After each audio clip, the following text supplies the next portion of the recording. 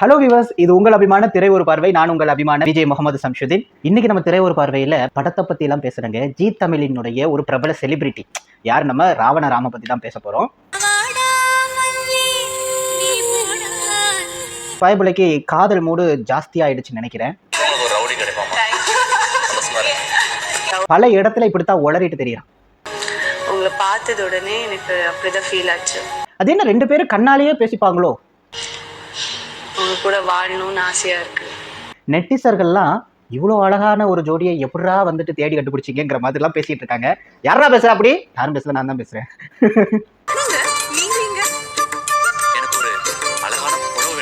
சிலர் எங்ககிட்ட கேட்குறாங்க, அப்படி என்ன அவங்ககிட்ட இருக்கு கருப்பை அப்படி இப்படிலாம் சொல்றாங்க. நம்ம கூட பெரிய கலர்லாம் இல்லை, அது முக்கியம் இல்லை. தமிழ் பையன், தமிழை சரியாக உச்சரிக்க தெரிந்த ஒரு பையன், தமிழை மட்டுமே தெரிந்த பையன் அப்படிங்கிறதுனால அப்படிதாண்டா நாங்கள் தூக்கி பேசுவோம், என்ன பண்ணுவீங்க அப்படிங்கிற மாதிரி தான். வந்தாரை வாழ வைக்கும் தமிழ்நாடு எத்தனையோ பேரை வாழ வச்சிருக்கு. எங்க தமிழ் பசங்களை வாழ வைக்க வேண்டாமா? வாழ வைக்கிறதுக்காகத்தான் வந்திருக்கிறோம், அப்படித்தான் பேசும். நம்ம ராவணனை பத்தி ஒரு அற்புதமான ஒரு தொகுப்பாக இது இருக்க போது. நிச்சயமா சப்ஸ்கிரைப் பண்ணிட்டு வீடியோவை தொடர்ந்து பாருங்க. Don't miss it. அதாவது நம்ம ராமநாதனை பத்தி பேசணும் அப்படின்னா, யார் அந்த ராமநாதன் பாக்குறீங்களா? நம்ம ராவண ராமர் இருக்கார் இல்லையா, அவருடைய இயற்பெயர் வந்துட்டு ராமநாதன். இவர் வந்துட்டு ராமநாதபுரத்துல இருக்கக்கூடிய ராமநாதன் சுவாமிகளை கும்பிட்டு பெற்றதால இவருக்கு இந்த பேர் வந்துச்சா. எவ்வளவு நல்லா இருக்குல்ல நியூஸ். மொத்தத்துல இவருக்கு கடவுள் மேலையும் தமிழ் மேலையும் இவ்வளவு அளவுக்கு ஒரு பற்று இருக்குதுன்னா அவருடைய பிறப்புலேயே அது இருக்குங்கிறது அதற்கு பிறகுதான் நான் தெரிஞ்சுக்கிட்டேன். ஐயா வந்துட்டு சொந்தமா வந்துட்டு ரால் பிசினஸ் பண்ணி அதுல நிறைய காசை பார்த்து தான் இந்த செயின், வாட்சு, மோதிரம், குறிப்பா சொல்ல போனா அந்த காரு எல்லாத்தையும் வாங்கியிருக்காப்புல. ஸோ அதனால வந்துட்டு நிறைய பேர் கமெண்ட்ல என்ன சொல்றீங்கன்னா, அப்போ உழைச்ச காசு நம்மள மாதிரியான பசங்களுக்கெல்லாம் போட்ட டிஷர்ட்டே போட்டுட்டு ரீல்ஸ் போடணும், ஹேக்கிங் பண்ணணும், வீடியோ போடணும்னு காட் எழுதியிருக்காரு. அவங்களாவது நல்லா இருக்கட்டுமே அப்படின்னு யாரும் நினைக்கிறது இல்லை. அப்போ வீட்டு காசு, அப்போ வீட்டு பணம் விழுந்துட்டு போதே விடுங்களேன். பட் அது உண்மை கிடையாது. அவன் உழைச்சு வாங்கினதுங்கிறது தான் உண்மை. அதுலேயும் அவன் நிறைய இடத்துல அடிபட்டு இருக்கான். கிட்டத்தட்ட சின்ன வயசுலலாம் அவங்க ரொம்ப கஷ்டப்பட்ட குடும்பம் தான். அதற்கு பிறகு வந்த காலத்துல அவங்களுடைய ஃபேமிலி மெம்பர்ஸ் வந்துட்டு ஃபாரின்ல போய் நல்லா உழைச்சு அதுக்கப்புறம் பிசினஸ் ஸ்டார்ட் பண்ணி இன்னைக்கு வந்துட்டு கிட்டத்தட்ட 1000க்கு மேற்பட்டவர்கள் அங்கே வேலை பார்க்குற அளவுக்கு பெரிய கம்பெனியா பெருக்கிட்டாங்க. நம்ம துறைக்கு தான் சினிமா மேல ஓவர் ஈர்ப்பாயிருச்சு இல்லையா, அதனால பேரண்ட்ஸே விட்டுட்டு வெளியே வந்துட்டாப்ல. நான் தனியா இருக்க போறேன் அப்படின்னு சொல்லி வெளியே வந்து ஃப்ரெண்ட்ஸுகளோட ஒன்னா சேர்ந்து தான் இந்த ரால் பண்ணி ஆரம்பிச்சு அதுல வந்த வருமானத்துல நிறையவே வந்துட்டு அவருக்கானதை அவர் செட்டில் பண்ணிட்டு அதற்கு பிறகு இப்போ சினிமாஸ்ல வந்துட்டு ரொம்ப தீவிரமா தேடிட்டு இருக்காரு.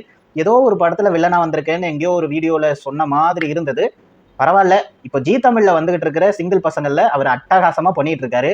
நிறைய பேர் இன்னொன்னு சொல்றாங்க, என்னன்னா அதான பார்த்தேன் இவ்வளவு அதிகமா பணம் இருக்கிறதுனால தான் ஆசா வளைச்சு போட்டுட்டாளா அப்படிங்கிற மாதிரி எல்லாம் கேட்கறாங்க. எனக்கே பங்கீர்னாப்ல இருந்தது. டே என்னடா சொல்றீங்க அப்படின்னு.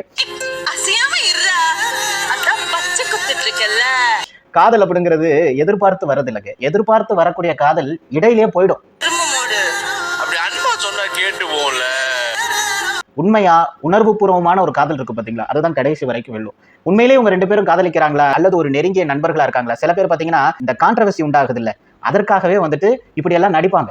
மேபி அப்படியா கூட இருந்துட்டு போகலாம். ஃபேமஸ் ஆகணும், நிறைய பேருக்கு நம்ம இப்போ வந்துட்டு அவங்க வந்துட்டு பேரா இருக்கிறத வச்சு தானே, அது ஒரு கண்டென்ட்டா வச்சு தானே நிறைய பேர் கூட்ட வர வந்துட்டு இன்டர்வியூ எடுக்கிறீங்க. இதற்கு முன்னாடி எத்தனை பேர் இன்டர்வியூ எடுத்தீங்க? அப்படித்தானே. இன்னைக்கு பாத்தீங்கன்னா நம்ம ஆளு நிறைய ஹோட்டலுக்கு போயிட்டு ஃபுட் ரிவ்யூ எல்லாம் பண்றாரு. மேபி அடுத்து இர்ஃபானுடைய பொழப்புல மண்ணலி போடுறது நம்மளுடைய ராவணனா தான் இருப்பான்னு நினைக்கிறேன். அந்த அளவுக்கு நிறைய ஹோட்டலுக்கு போய் நிறைய ஃபுட் ரிவ்யூ பண்றாரு. நிறைய கம்பெனிஸ்க்கு போறாரு. பட்டாசு கம்பெனி, இப்படி நிறைய கம்பெனிஸ்க்கு எல்லாம் போயிட்டு டைரக்டாவே போயிட்டு ஒரு வீடியோ எடுத்து போடுறாப்புல. வெளியே தெரிஞ்ச வரைக்கும் அவர் அதிகமா கராரான வந்துட்டு காசு கேட்டு வாங்குறது இல்லையா, இருக்கிறவங்க கிட்ட வாங்கி பார்ப்பலையா, இல்லாதவங்க கிட்ட அப்படி வந்துட்டு ரொம்ப கராரம் பேசுறது இல்ல. நடுத்தரமா இப்பதான் வந்துட்டு பிசினஸ் ஸ்டார்ட் பண்ணிருக்காங்கன்னா வாண்டடா வந்து கொடுக்கறத வாங்கிட்டு ரிவ்யூ பண்ணி கொடுக்குறாரு. இப்படி எல்லாம் கேள்விப்படுறது உண்மையா என்னன்னு எனக்கு தெரியல. ஆனா ஒரு விஷயம் மட்டும் எனக்கு நல்லாவே தெரியும், திறமையால் வளர்ந்த பையன். 4 வரி எழுதி 4 நிமிஷம் பேச வக்கில்லாதவர்கள் எல்லாம் இன்னைக்கு தமிழ் இண்டஸ்ட்ரியில, குறிப்பா சினிமா இண்டஸ்ட்ரியில எங்கேயோ இருக்காங்க. அப்படி இல்லாம தானாக தனியா எழுதி பாடக்கூடிய ஒரு வல்லமை பெற்ற ஒரு பையன். நல்லா எழுதுறான். அவனுடைய வார்த்தைகள்லாம் அவ்வளவு அழகா இருக்கு. தமிழனின் வீர விளையாட்டு இந்த ஜல்லிக்கட்டு. செந்தமிழ்ல பேசும்போது அந்த காளையோட வாழ பிடிக்கிறவன் வாடிக்குள்ள நிக்கவே தகுதி இல்லாதவன் வார்த்தை உச்சரிப்புல ரொம்ப சூப்பரா இருக்கு. திமிழ் கொண்ட காளைகளை திமிர் கொண்டு அடக்குபவனே தரம் வாய்ந்த வீரன். ஒவ்வொரு அணுவும் பார்த்து எடுத்து வைக்கிறான். கிட்டத்தட்ட கொஞ்ச நாளைக்கு முன்னாடி ஒரு வீடியோ கூட போட்டிருந்தா, நம்ம விராட் கோலி இருக்கார் இல்லையா, அவர் ஏதோ ஒரு மும்பை நினைக்கிறாங்க, ஏதோ ஒரு ஹோட்டல் வச்சிருந்தாரா. நிறைய இப்போ ரோஹிணி தேட்டர்ல எல்லாம் நீங்க பாத்துருக்கலாம். விஜயோடைய படத்திற்கு நரிக்குறவர்கள் குடும்பத்திலிருந்து படம் பார்க்க போனாங்க, அதை தடுத்தார்கள் தான் நம்ம கேள்விப்பட்டோம் இல்லையா. அந்த மாதிரி சில இடங்கள்ல நீங்க பாத்தீங்கன்னா வேஷ்டி எல்லாம் அலோட் கிடையாது. எங்க ஊர்லயே தூத்துக்குடியிலேயே பெரிய தேட்டர்ஸ்க்குலாம் நாங்கள் போனோம் அப்படின்னா வேட்டி போட்டுருந்தா கண்டிப்பாக உள்ளே போக முடியாது. நாங்கள் நிச்சயமாக தேட்டருக்கு போகும்போது ஒரு டிக்கெட்டை வந்துட்டு எக்ஸ்ட்ராவே போட்டுருவோம். எதற்காக அப்படின்னா நம்ம டிரைவர் அண்ணனுக்காக. ஏன்னா அவங்க வராங்க இல்லையா நமக்காக. நமக்குன்னு சொந்தமாக வீக்கில் இல்லை, வாடகை வீக்கில் தான் வாங்க போகிறோம். இருந்தாலுமே கூட யாரோ எவரோ நமக்காக வராங்கிறதுனால நான் அப்படி போட்டு வச்சிருவேன். அவங்களுக்கு ஒரு சீட்டில் வந்துட்டு நீங்கள் போய் உட்காந்து படம் பார்த்துக்குங்க அப்படின்னு சொன்னால் அவங்களுக்கு ரொம்ப சந்தோஷமா இருக்கும். ஏதோ எவ்வளோ செலவழிக்கிறோம் இல்லையா, ஒரு பாப்கார்ன் வாங்கி சாப்பிட்ற காசு வருமா? பெரிய தேட்டரில் போய் பாப்கார்ன் வாங்கி சாப்பிட்றோம், ஒரு பீஸா வாங்கி சாப்பிட்றோம்னா எவ்வளோ ரேட்டு? சாப்பிடாம சும்மாவா வரப்போகிறோம்? அப்படிங்கிறதுனால இந்த மாதிரி ஏதாவது நமக்கு கண்டிப்பாக செய்யணும். இதை எதற்காக நான் இந்த இடத்துல மேற்கொள்ளிட்டு சொல்கிறேன் என்றால், நீங்களும் இதை ஃபாலோ பண்ணலாம். நாய் மாதிரி அவங்க வந்துட்டு பார்க்கிங் ஏரியாவில் காக்க போட்டுட்டு இவங்க இஷ்டத்துக்கு படம் பார்த்து முடிச்சு அங்கே நின்று ஃபோட்டோஸ் ரீல்ஸ்லாம் எடுத்துட்டு வெளியே வரதுக்கு அவங்களையும் கூட்டிட்டு போய் அந்த சேர்ல உட்கார வச்சா எவ்வளோ சந்தோஷப்படுவாங்க. அப்படித்தானே? அவங்க கண்டிப்பா என்னைக்கும் நம்மளை மறக்க மாட்டாங்க. ஸோ அந்த மாதிரி தான். ஆனா ஒரு தடவை நான் அவங்களை கூட்டிட்டு போகும்போது நானே மறந்துட்டேன். அவங்க வேட்டி போட்டு வந்தாங்கிறதுனால உள்ள விடலை. எனக்கு ரொம்ப கஷ்டமா போச்சு. அப்புறம் ரொம்ப கஷ்டமா போச்சு. உடனடியா வந்துட்டு பக்கத்துல வந்துட்டு ஒரு சின்ன ஷாப் இருந்தது. அந்த ஷாப்புக்கு போயிட்டு ஒரு ட்ராக் பேண்ட் வாங்கிட்டு வாங்கன்னு சொல்லி 250 ரூபா கொடுத்து ட்ராக் பேண்ட் வாங்கிட்டு வந்து அதை போட்டு தான் உள்ள போனாரு. 250 ரூபா ட்ராக் பேண்ட் போட்டா மட்டும்தான் உள்ள போய் படம் பார்க்க முடியுது. ஒவ்வொருத்தனும் ஜட்டியோட வந்து நிக்கிறான். அதெல்லாம் பெருசா தெரியாது. அவங்களுக்கு வேட்டி மட்டும்தான் அவமான குறைவான ஒரு உடையா தெரியுது. உடையில என்னங்க இருக்கு? உடையில என்ன இருக்குது? எனக்கு சுத்தமா பிடிக்கல. அந்த மாதிரி வேட்டியோட வந்துட்டு இவர் விராட் கோலியோட ஹோட்டலுக்கு போனதுனால அங்க வந்துட்டு அவரை உள்ள அனுப்பல. அந்த எக்ஸ்பீரியன்ஸ் அவர் வீடியோவை போடுறார். அந்த வீடியோவை போட்டதுதான் கிட்டத்தட்ட அது எனக்கு தெரிஞ்சு அது ஒரு கோடிக்கு மேலேயே பார்வையாளர்களை ஈர்த்த ஒரு வீடியோவா அமைஞ்சது. அதனாலேயே என்னவோ சில பேர் வந்துட்டு ரிப்போர்ட்லாம் அடிச்சு சில பல வீடியோஸ்லாம் வந்துட்டு ரிப்போர்ட் அடிச்சு க்ளோஸ் பண்ணிட்டாங்க. அவருடைய வயிற்றுல வாயிலெல்லாம் அடிச்சிட்டாங்க. ரொம்ப வேதனைப்பட்டாரு. இந்த மாதிரி எல்லாம் வளரக்கூடிய சிலருக்கு சில இடங்கள்ல அடிகள்லாம் இருக்கத்தான் செய்யும். இருந்தாலும் அத்தனையும் தாங்கி இன்னைக்கு வந்து நிக்கிறானா அது சாதாரண விஷயம் இல்லை. சும்மா வந்துட்டு அப்பன் வீட்டு காசு, அவன் வீட்டு காசு, இவன் வீட்டு காசு எல்லாம் பேசாதீங்க. ராவணன் உண்மையிலே ஒரு நல்ல பையன், நம்ம தமிழ் பையன். உங்களுக்கு இன உணர்வு இருக்கு அப்படின்னா இந்த மாதிரி வரக்கூடிய நல்ல கலைஞர்களை கொஞ்சம் மேலே தூக்கி விடுங்க.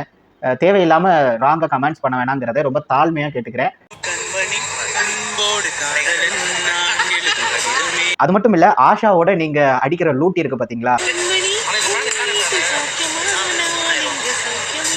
கொஞ்சம் ஜலசியாவே இருக்குதுங்க எங்களுக்கு. எதுக்காக அப்படின்னா நமக்கெல்லாம் இன்னும் கல்யாணம் ஆகல அப்படிங்கிற மாதிரி ஒரு வருத்தம் இருக்கு பாத்தீங்களா, அது அதிகமாகவே வருது. பைபிள வேற லெவல்ல ரொமான்ஸ் பண்றாயா. அது ஃபர்ஸ்ட் வந்து பாத்தீங்கன்னா ரொம்ப அவனுக்கு கூச்ச சுபாவம் இருக்கும். ஆமா, ரொம்ப கூச்ச சுபாவம் இருக்கும். நீங்க பாத்தீங்கன்னா தெரியும். ஃபர்ஸ்ட் வந்துட்டு ஜீ தமிழ்ல எனக்கு தெரிஞ்ச அந்த சேலையில வீடு கிட்டவா அந்த சாங்லயே வந்துட்டு அவனுக்கு ரொம்ப கூச்சம் இருந்திருக்கும். நீங்க நல்லா உத்து பாத்தீங்கன்னா அது தெரியும்.